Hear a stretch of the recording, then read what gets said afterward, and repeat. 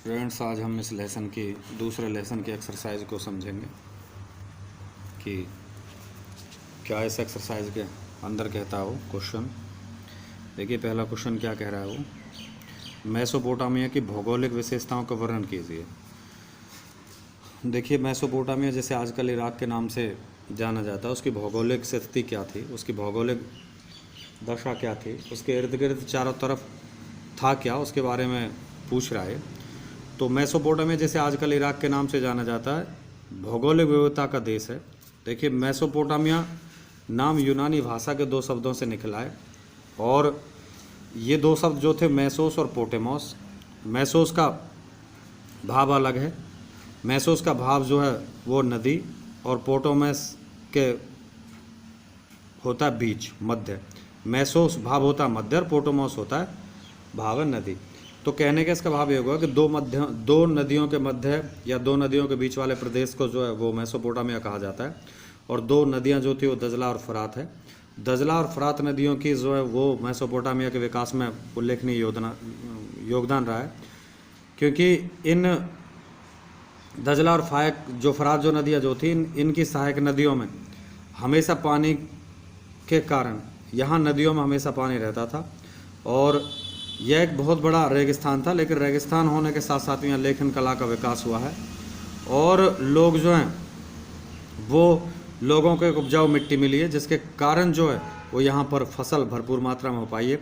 और फसल के भरपूर मात्रा में होने के जो कारण जो थे वो गेहूँ, जौ, मटर और मसूर जो है यहाँ की मुख्य फसल थी। उसके बाद दजला और फरात नदियों के मेसोपोटामिया के इतिहास में भूमिका, देखिए बहुत बड़ी भूमिका रही है।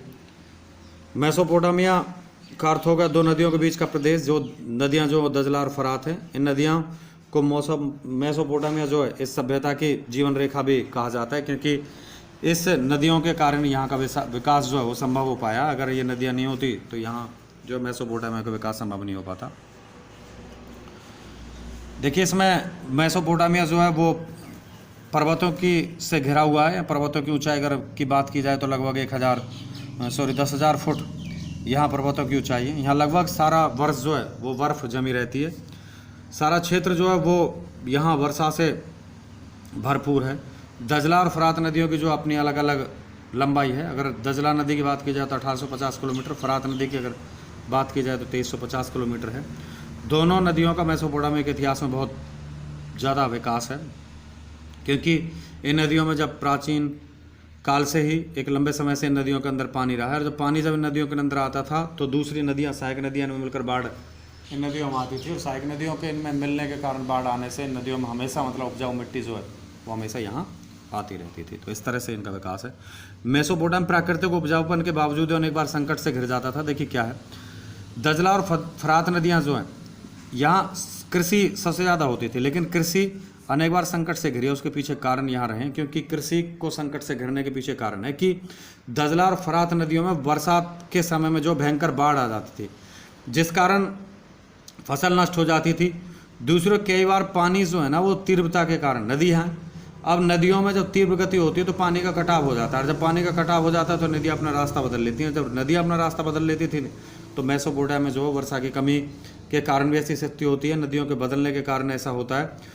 और अब तीसरा जो है वो स्थिति यहाँ वैसे भी संकट में आ जाती थी कि जहाँ से इन लोगों के पास इन नदियों में से नहरें निकलती थी। अब नहरों में जो ऊपर वाले जो लोग जो थे, जिनके खेत ऊंचाई पर थे, मतलब जहाँ से स्टार्टिंग होता था नहर का पानी, वहाँ से जो है वो अपने खेतों की तरफ उसके प्रभाव मीन्स उस गति को, उसके पानी को, बहाव को मोड़ लेते थे, और दूसरे लोगों को जो है वो खेतों तक पानी नहीं पहुँचता था, इसलिए यहाँ संकट हुआ। उसके बाद श्रम विभाजन को मेसोपोटामिया के नगरीकरण के विकास में एक महत्वपूर्ण कारण क्यों माना? देखिए, श्रम होता है मेहनत, मजदूरी, परिश्रम करना है श्रम। अब नगरीकरण के विकास का मुख्य कारण माना जाता था क्योंकि यहाँ के जो लोग जो थे वो आत्मनिर्भर नहीं थे।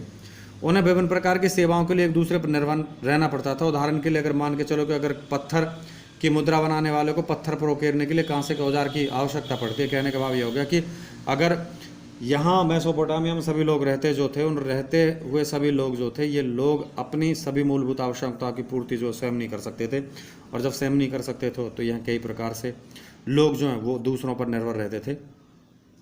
मेसोपोटामिया मुद्रा किस प्रकार बनाई जाती थी? देखिए, मेसोपोटामिया मुद्रा बड़ी संख्या में मिली हैं।